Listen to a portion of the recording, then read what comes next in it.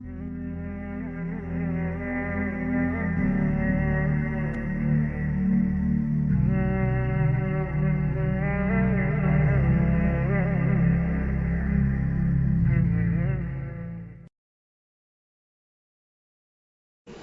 نہیں ہے کہ کوئی جو ہے اسے دولت کی بدہضمی ہو رہی ہو اور کوئی وہ ہے کہ جو بھوکا مر رہا ہو، ایسا نہیں ہے۔ دیکھو ہمارے ہاں انسانی شرافت، انسانی عزت، انسانی پریسٹیج اور انسانی حقوق بہتر سے بہتر شکل میں موجود ہیں، حریت ہے، آزادی اظہار رائے ہے، سب کچھ ہے۔ یہ کام اگر وہ امت کرے تو اس سے زیادہ خوش نصیب کوئی نہیں۔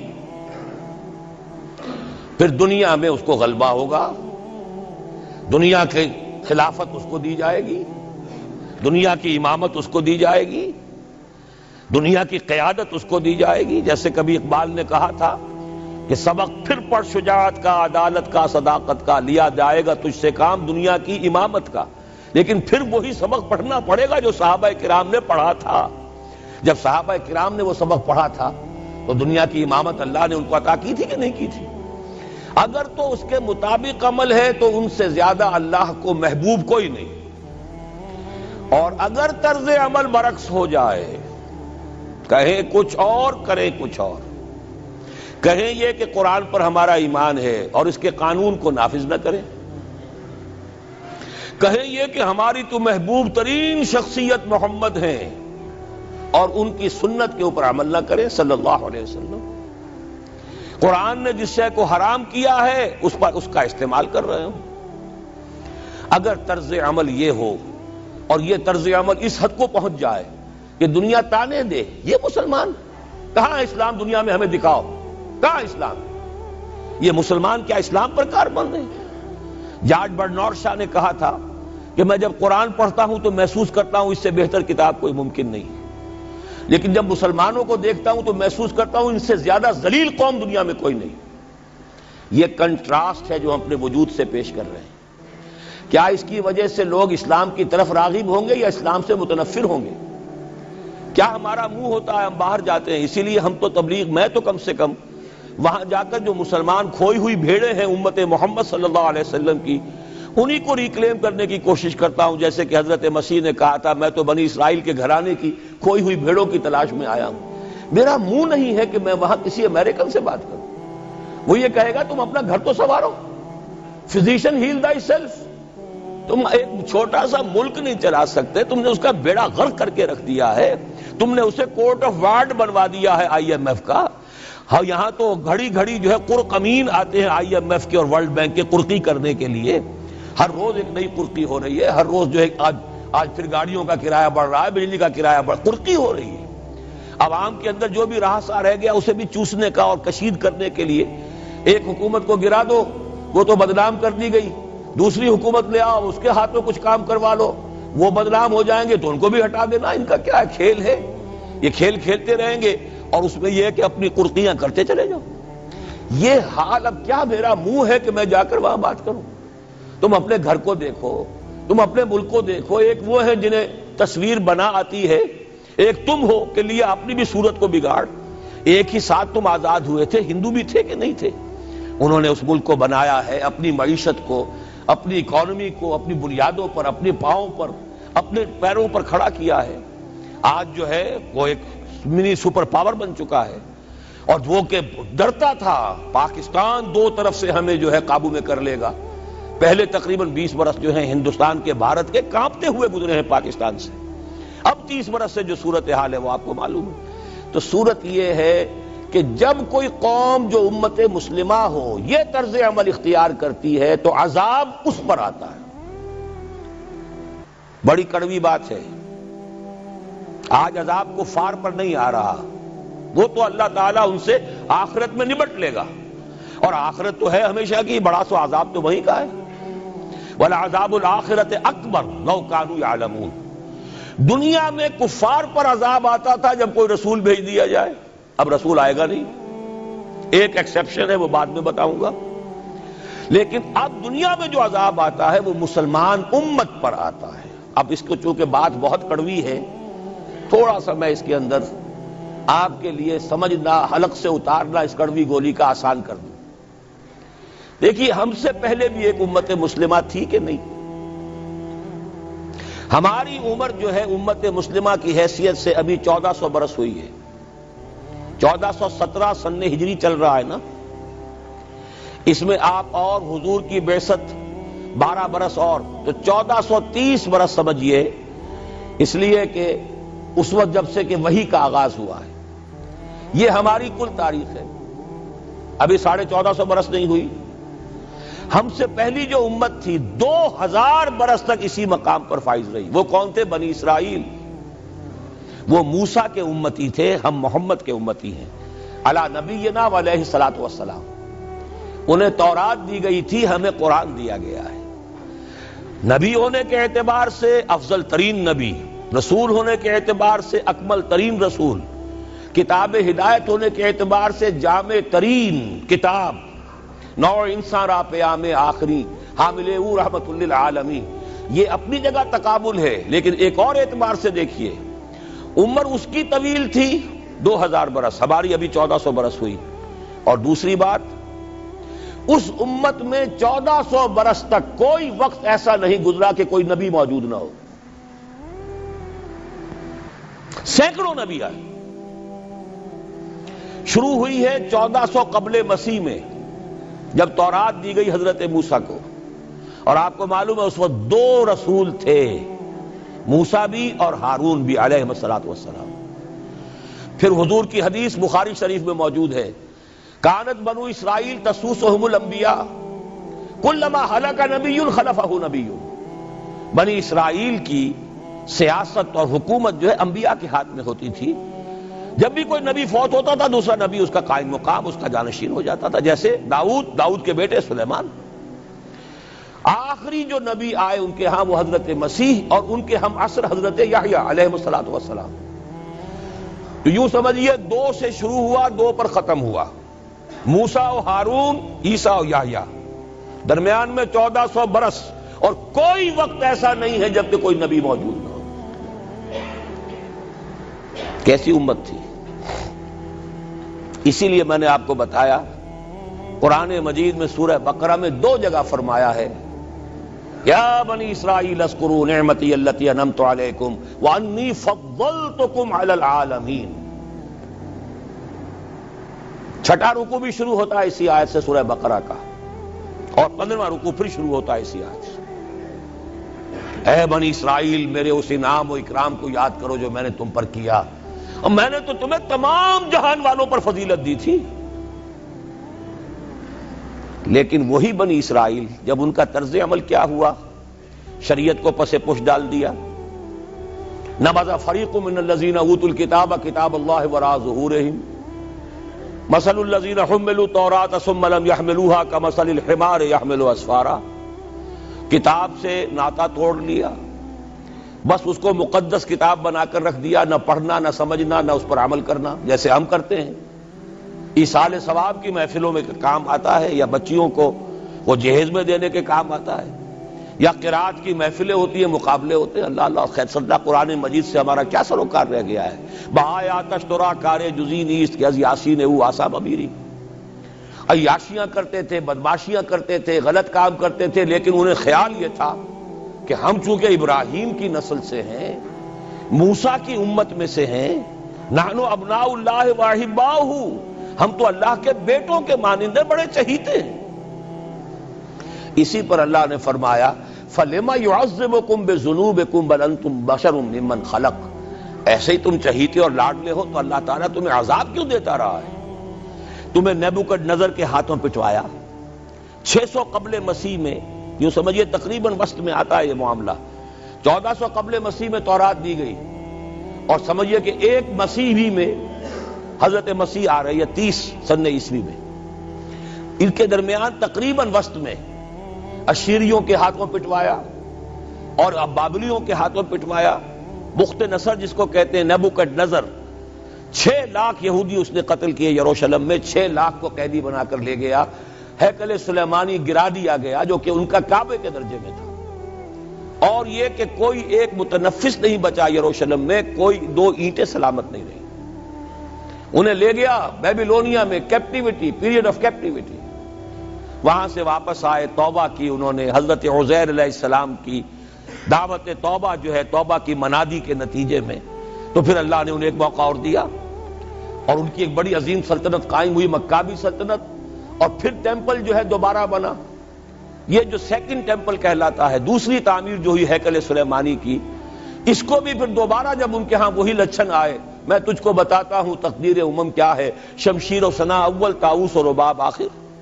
جب وہی لچھن ہو گئے، پھر عذاب کے کوڑے پڑے، پہلے گریکس کے ذریعے، یونانیوں کے ذریعے، پھر رومنز کے ذریعے، اور سن 70 عیسوی میں وہ دوسرا ہیکل سلیمانی بھی مسمار کر دیا گیا اور انہیں فلسطین سے نکالا دے دیا گیا، نکل جاؤ یہاں سے. تقریباً یوں سمجھیے کہ 1917 تک، سن 70 سے 1917 تک کتنے ہو گئے؟ 1850 برس ہو گئے تقریباً.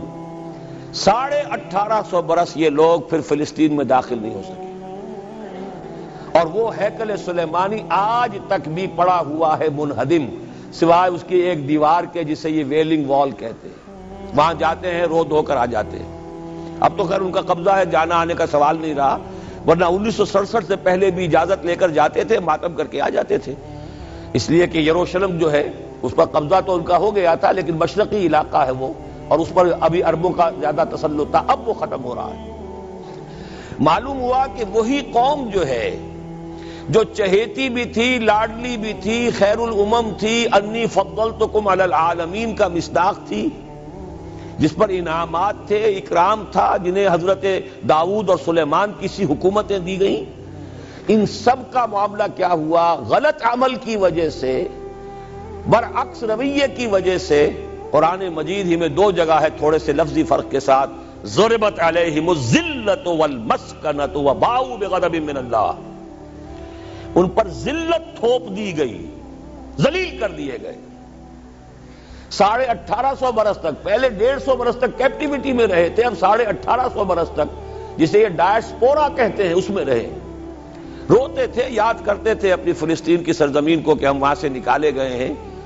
وہ بھی حضرت عمر نے اجازت دی تھی جا کر، جبکہ یروشلم جو ہے ہینڈ اوور کیا ہے وہاں کے عیسائیوں نے، حضرت عمر کے حوالے کیا ہے رضی اللہ تعالی عنہ، تو حضرت عمر نے انہیں آ کر زیارت کرنے کی اجازت دی، ورنہ زیارت کی اجازت بھی نہیں تھی. عیسائیوں نے روکا ہوا تھا، نو جیو کوڈ انٹر جیروشلم.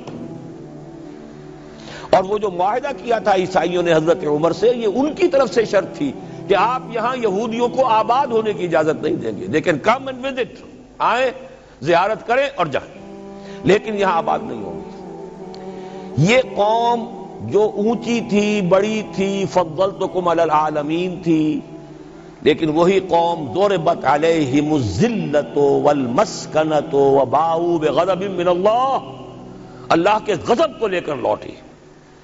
یہ ہے اصل میں وہی معاملہ جو آج ہمارے ساتھ ہے. اللہ کا قانون تو غیر جانبدار ہے. وَلَن تَجِدَ لِسُنَّتِ اللَّهِ تَحْوِيلًا وَلَن تَجِدَ لِسُنَّتِ اللَّهِ تَبْدِيلًا. اللہ کا قانون قوموں اور امتوں کے لیے بدلتا نہیں. وہی صورت ہے، ہمیں بھی کہا گیا کنتم خیر امت اخرجت للناس، تم بہترین امت ہو جسے دنیا والوں کے لیے نکالا گیا ہے. تمہارا کام کیا ہے؟ ہم تو جیتے ہیں کہ دنیا میں تیرا نام رہے، کہیں ممکن ہے کہ ساقی نہ رہے، جام رہے. ہمارا کام تو تھا اس اسلام پر عمل کریں اور دنیا کو دعوت دیں، اپنے عمل میں بھی گواہی دے، آؤ دیکھ لو ہم جو کچھ کہہ رہے ہیں یہ تھیوری نہیں ہے، یہ صرف لفاظی نہیں ہے، یہ شاعری نہیں ہے. اگر محمد رسول اللہ نے فرمایا صلی اللہ علیہ وسلم سید القوم خادمہم، آؤ دیکھ لو مدینے میں ہمارا خلیفہ عمر فاروق خادم ہے کہ نہیں ہے؟ کیا کوئی بادشاہ ہے؟ کیا اس نے کوئی محل بنایا ہے؟ کیا اس کے لیے کوئی خدم و حشم ہے؟ کیا اس کے لیے کوئی باڈی گارڈ ہے؟ کچھ بھی نہیں. جیسی جھونپڑیاں دوسروں کی ہے ویسی جھونپڑا اس کا ہے. جیسے پیبند لگے ہوئے کپڑے دوسروں کے ہیں، بلکہ دوسروں کے بہتر بھی ہوں گے، اس کے کپڑوں میں پیبند لگا ہوا ہے. اس کے نام سے قیصر و کسریٰ کے درباروں میں لرزہ ہے، لیکن اس کی سادگی کا عالم یہ. آؤ دیکھو، see with your own eyes, come here, see it. یہ اگر ہم کرتے اور کر سکتے، جب تک کرتے رہے تو ہم سے اونچا کوئی نہیں، اللہ کا ہم سے بڑھ کر محبوب کوئی نہیں، ہم سے زیادہ امت مرحومہ اور کوئی نہیں.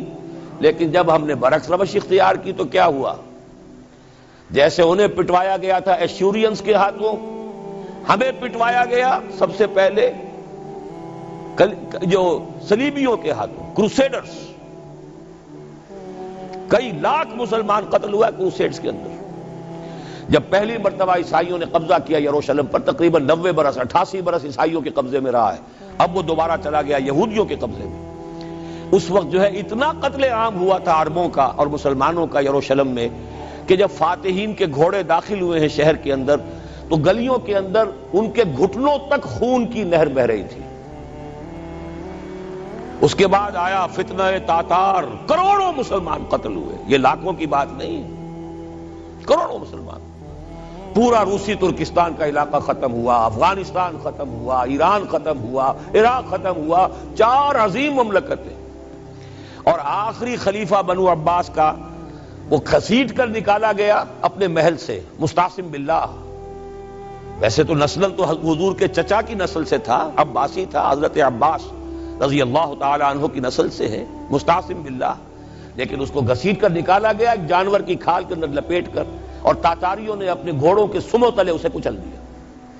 وہ دن اور آج کا دن پھر امت مسلمہ کی قیادت عربوں سے چھین لی گئی. اس کے بعد اللہ نے پھر کرم فرمایا، پھر کچھ اولیاء اللہ کے ذریعے سے، کچھ صوفیاء کے ذریعے سے اتنا بڑا معجزہ ہو گیا، جیسا کہ حضرت عزیر علیہ السلام کے ذریعے سے ہوا تھا کہ یہود میں دوبارہ انابت اللہ، توبہ کا جذبہ پیدا ہو گیا. ایسے ہی کچھ صوفیاء کرام کے ذریعے سے، نیک لوگوں کے ذریعے سے، اللہ والوں کے ذریعے سے، وہی تاتاری جنہوں نے کروڑوں مسلمانوں کو قتل کیا تھا خود مسلمان ہو گئے. ہے آیا فتنہ تاتار کے افسانے سے، پاسباں مل گئے کعبے کو صنم خانے سے. پھر غلبہ ہوا، پھر ترکوں کی عظیم حکومتیں قائم ہوئی، ترکان تیموری، Terken Usmani, Terken Seljuqi, Terken صفوی. عرب تو معزول ہو گئے تھے لیکن ترکوں کی زیر قیادت پھر گریٹ آٹومان امپائر میں قائم ہوئی. اس کے بعد پھر جب وہ ترکوں کے اندر بھی وہی بادشاہت، وہی عیاشیاں، وہی محل بن رہے ہیں، وہی جو ہے توپ کاپی محل جا کر دیکھ لیجئے، وہی عیاشیاں شروع ہو گئی، وہی اللے تللے ہو گئے، وہی ظلم شروع ہو گئے. تو پھر اللہ نے دوبارہ پھر ہمیں یورپی اقوام کے ہاتھوں ذلیل کیا. کہیں انگریزوں کے غلام، کہیں فرانسیسیوں کے غلام، کہیں اطالویوں کے غلام، کہیں ولندیزیوں کے غلام. پورا عالم اسلام اس صدی کے آغاز میں پہلی جنگ عظیم کے بعد پورا عالم اسلام غلامی میں تھا، سوائے نجد کا ایک علاقہ تھا کہ نجد میں ابھی تیل برآمد نہیں ہوا تھا، ورنہ سب سے پہلے پنجے وہاں گڑتے. وہاں ریت میں جا کے لینا کیا تھا. باقی تو یہ ہندوستان غلام ہے، انڈونیشیا غلام ہے، سب کے سب یہ جاوا، سماٹرا، چلتے جائیے سب غلام ہیں. اس کے بعد ایران چاہے براہ راست غلامی نہیں تھی لیکن انگریزوں کے انتداب میں تھا، کنٹرول انہی کا تھا. عراق پر انگریزوں کا کنٹرول تھا. اسی طریقے سے یہ ساری جو عرب مملکتیں ہیں یہ انگریزوں کے زیر اثر تھی، اور یا یہ کہ فرانسیسیوں کے زیر اثر تھی. شمالی افریقہ یا فرانسیسیوں کا تھا یا اسپین کا تھا، اور یا یہ کہ اطالویوں کا تھا لیبیا. یہ حال ہمارا ہوا. یہ ہے اصل سبب اور یہ ہے معاملہ جس میں اب میں آخری بات اس موضوع پر کہہ دینا چاہتا ہوں. یہ پروسیس بہت جلد ایک بہت بڑی کلائمیکس کو اور بہت بڑی انتہا کو پہنچنے والا ہے. وہ انتہا کیا ہے؟ دیکھیے، میں نے جو کہا تھا کہ ایک استثناء ہے. ایک قوم، ایک امت ایسی ہے کہ جس نے اپنے رسول کو رد کیا اور اسے ہلاک نہیں کیا گیا. حضرت نوح کی قوم غرق، حضرت ہود کی قوم ختم، حضرت صالح کی قوم ختم، حضرت شعیب کی قوم ختم، آل فرعون ختم. یہود وہ امت ہے کہ معزول تو ہو گئی، جیسے ہی حضور آ گئے قرآن لے کر معزول ہو گئے. وہ جیسے کوئی ایک منصب ہے، اس منصب سے معزول کر دیے گئے، قتل نہیں کیا گیا، انہیں زندہ رکھا گیا. منصب تو اب قرآن آ گیا، محمد رسول اللہ آ گئے صلی اللہ علیہ وسلم، اور کعبے کے گرد ایک نئی امت. وَكَذَلِكَ جَعَلْنَاكُمْ أُمَّةً وَسَطًا لِتَكُونُوا شُهَدَاءَ عَلَى النَّاسِ وَيَكُونَ الرَّسُولُ عَلَيْكُمْ شَهِيدًا. اگرچہ یہ امت 600 برس قبل قتل اور ختم ہونے کی مستحق ہو چکی تھی. کیوں؟ 600 برس قبل آئے تھے حضرت مسیح علیہ السلام، اور قرآن میں بھی ہے اور موجودہ بائبل میں بھی ہے کہ حضرت مسیح کو اسرائیل ہی کی طرف بھیجا گیا. صرف سورہ آل عمران میں ہے رسولاً الی بنی اسرائیل. یہ تو صرف محمد الرسول اللہ صلی اللہ علیہ وسلم ہے جنہیں پورے عالم انسانیت کی طرف بھیجا گیا. کوئی اور رسول تمام انسانوں کے لیے مبعوث نہیں ہوا.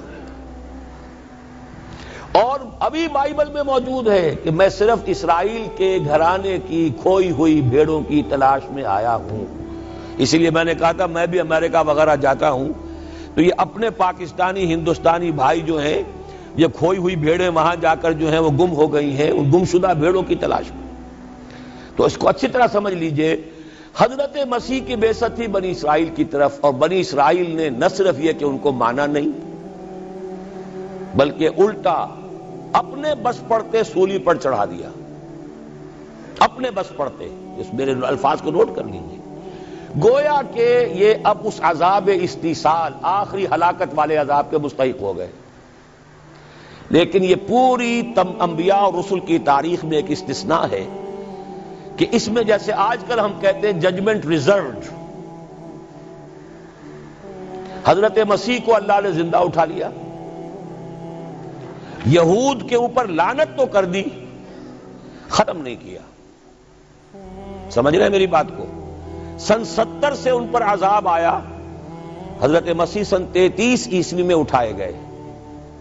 سن 70 میں عذاب آ گیا ٹائٹس رومی کے ہاتھوں، وہ ہیکل سلیمانی بھی پھر دوبارہ گر گیا اور انہیں نکال دیا گیا ڈائسپورا سن 70 سے. لیکن ختم نہیں کیا گیا. یہ استثناء ہوا ہے. کیوں ہوا ہے؟ یہ بات پھر دوسری میری آج کی گفتگو میں بڑی کڑوی بات ہے، بہت کڑوی بات ہے. یہ جو دوسری امت جو جس سے کہ میں اور آپ ہیں، اور جو بہترین امت ہے، کنتم خیر امت، یہ جب طرز عمل وہی اختیار کرے گی جو یہودیوں نے کیا تھا، ان کو سزا ان ملعونوں کے ہاتھوں دلوائی جائے گی. بات سمجھ لیجئے میری. آپ کو معلوم ہے پھانسی کا پھندا کون ڈالتا ہے؟ چوڑا. اور ہندوستان میں مجھے بتایا مولانا امین حسن اصلاحی صاحب نے، وہ مشرقی یو پی سے ان کا تعلق ہے، اعظم گڑھ سے، کہ ہمارے علاقے میں یہ رواج تھا کہ اگر کوئی راجپوت شخص کوئی بہت گھناونا کوئی کام کرتا تھا تو اس کو جوتے لگواتے تھے چمار کے ہاتھوں. راجپوت کے سر پر راجپوت کا جوتا پڑا تو چلیے جوتا تو ہے لیکن ہے تو راجپوت کا.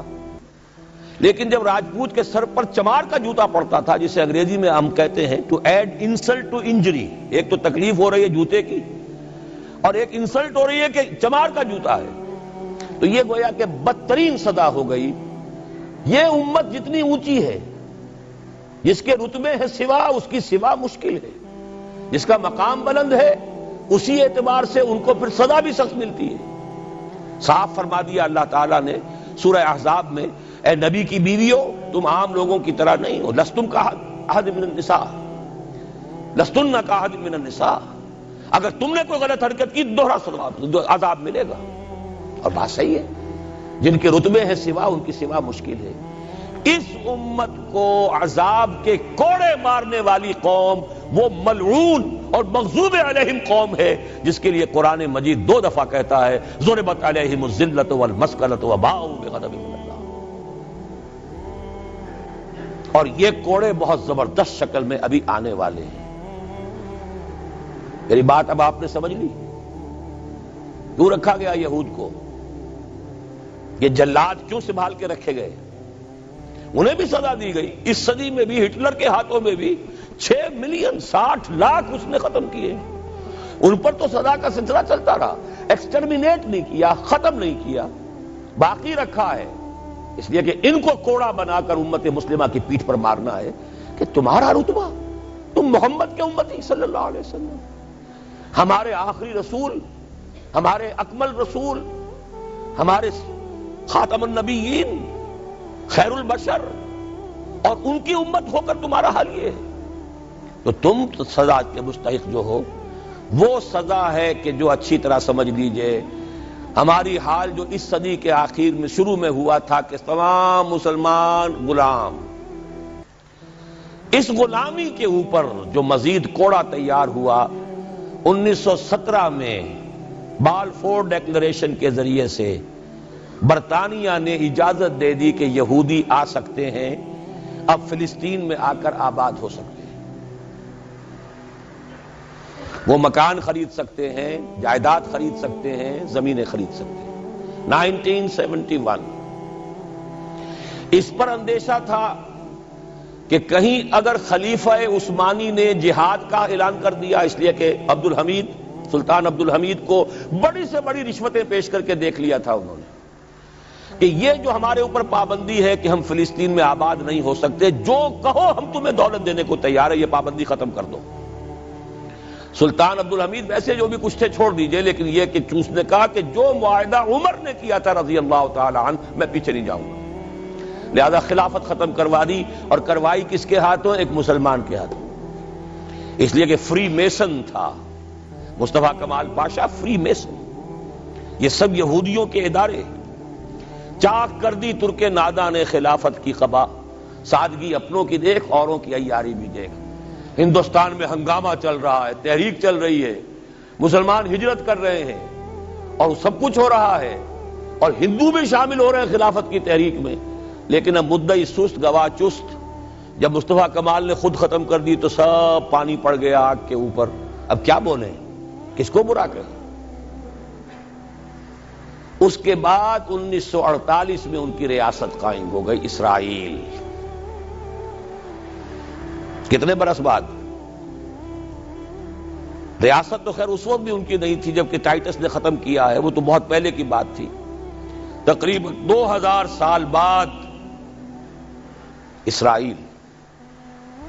1967 میں جنگ کروائی، اور یہ بالکل صدام کی طرح کا مسئلہ تھا۔ 1967 کی جنگ میں ایک سازش تھی، انہوں نے بطور مہرہ استعمال کیا جمال عبد الناصر کو، جس نے اچانک جو ہے ایلات کی بندرگاہ کو بلاک کر دیا۔ 1967 اس پر جھپٹا مارا ہے اسرائیل نے، ادھر سے سینائی لے لیا، ادھر سے گولان ہائٹس لے لیے، ادھر سے جو ہے west bank of Jerusalem, west bank of Jordan لے لیا۔ یہ 67 کی بات ہے۔ پھر عالم عرب میں ایک ملک ذرا نکلنے لگا تھا کہ شاید ایک کے پاس پیسہ بہت تھا، لیبیا کے پاس، وہ مدد کر سکتا تھا کسی مسلمان ملک کی کہ وہ ایٹم بم بنا لے۔ دو ملک ایسے تھے، ایک غیر عرب، ایک عرب۔ عراقیوں کے پاس کچھ صلاحیت معلوم ہو رہی تھی کہ کچھ دانت شاید نکل آئیں، جیسے دودھ کے دانت ہوتے ہیں تو شاید ایٹمی دانت نکل آئیں، وہ برکس ان کا نکالا ہے۔ ایک دفعہ جا کر آپ کو یاد ہوگا ہوائی جہاز گئے اور سب کا تہز نہز کر کے آ گئے، اور وہ سخت جان قوم نکلی، انہوں نے پھر کچھ بنا لیا، تو پھر وہی 100 دام جال، پھر وہ 100 دام جو ہے جال کی شکل بچھا کر، اور جو پھنسایا ہے تو اگلا پچھلا کھایا پیا سارا اگلوا لیا۔ نتیجہ کیا نکلا؟ جنگ خلیج کے بعد اب عالم عرب پورا کا پورا اسرائیل کے سامنے سرنگوں ہے، وہ شاہ حسن ہو یا شاہ حسین ہو، کچھ تو پہلے ہی اپنے تھے، چاہے شاہ فہد ہوں اور چاہے حسنی مبارک ہوں، اب رہ کون گیا؟ اس سے بڑی ذلت کوئی ہے؟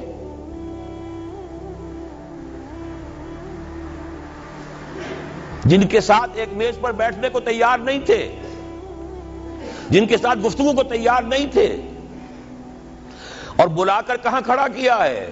آؤ میڈرڈ میں، اسپین میں آؤ، اسپین سے شروع کروائیں گفتگو۔ اور اسپین کون سی جگہ ہے؟ مسلمانوں کا دنیا میں سب سے بڑا قبرستان، جہاں 800 برس حکومت کی اور پھر ایک ایک بچہ ختم کر دیا گیا، نام و نشان مٹا دیا گیا۔ 1492 میں فال آف گرینیڈا ہوا ہے، سقوط غرناطہ، اور 1992 میں ٹھیک 500 برس بعد یہ نیگوسیشن شروع ہوئی ہیں میڈرڈ کے اندر۔ اور اب جو صورتحال ہو رہی ہے، آپ اخبارات میں پڑھ رہے ہوں گے، وہ نام نہاد صلح کو توڑنے کے اوپر تلا بیٹھا ہوا اسرائیل۔ کیا ہوگا؟ ابھی میں ادھر جانا نہیں چاہتا۔ بہت بڑا ہنگامہ آ رہا ہے، بہت بڑا ہنگامہ آ رہا ہے، اور سب سے بڑا یہ عذاب کا کوڑا جو ہے یہودیوں کے ہاتھوں کس پر پڑے گا؟ عربوں پر۔ کیوں پڑے گا؟ اس لیے پڑے گا کہ اس امت مسلمہ میں عربوں کی فضیلت سب سے اونچی ہے. اصول تو وہی ہے، جن کے رتبے ہیں سوا ان کی سوا مشکل ہے. عرب کون ہیں؟ جن میں سے حضور تھے صلی اللہ علیہ وسلم. یہ رتبہ بلند ملا جس کو مل گیا، ہر مدعی کے واسطے دار و رسن کہاں. عرب کون ہیں؟ جن کی مادری زبان میں اللہ کا کلام ہے. مجھے اور آپ کو 100 پاپڑ بیلنے پڑیں گے قرآن کو سمجھنے کے لیے. ہماری بہت عظیم اکثریت تو پھر بھی نہیں سمجھ سکے گی، ترجمے پڑھ لے گی زیادہ سے زیادہ، اور کیا کرے گی؟ ان کی مادری زبان. انہوں نے جب پیٹھ دکھائی اور اس صدی میں کولونیل رول سے آزاد بظاہر ہو جانے کے باوجود کسی نے قبلہ من قبلہ راست کردم، کسی نے وہ قبلہ کر لیا واشنگٹن کی طرف، کسی نے کر لیا ماسکو کی طرف، تو بدترین سزا کے وہی مستحق ہیں. اور جان لیجئے کہ وہ ہولوکاسٹ مڈل ایسٹ میں آنے والا ہے، آرمگڈون، الملحمۃ العظمی. میں نے یہ ساری چیزیں اپنی ایک کتاب میں لکھ دی ہیں. سابقہ اور موجودہ مسلمان امتوں کا ماضی حال اور مستقبل. ایک موجودہ امت مسلمہ ہے ہم، ایک سابقہ امت مسلمہ ہے معزول شدہ، وہ ہیں یہود، اب بھی موجود ہیں، امت موسیٰ ہے، صاحب تورات ہے. ان کا ماضی کیا ہے، حال کیا ہے، مستقبل کیا ہے؟ مستقبل میں سب سے بڑا پیچ جو پڑنے والا ہے، جیسے پتنگوں کا پیچ ہوتا ہے، ان دو امتوں کا ہے.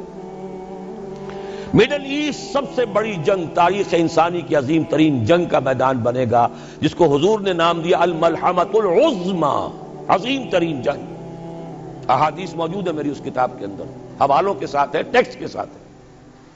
ویل للعرب من شر قد اقترب، ہلاکت اور بربادی ہے عرب کے لیے اس شر سے جو قریب آ چکا ہے.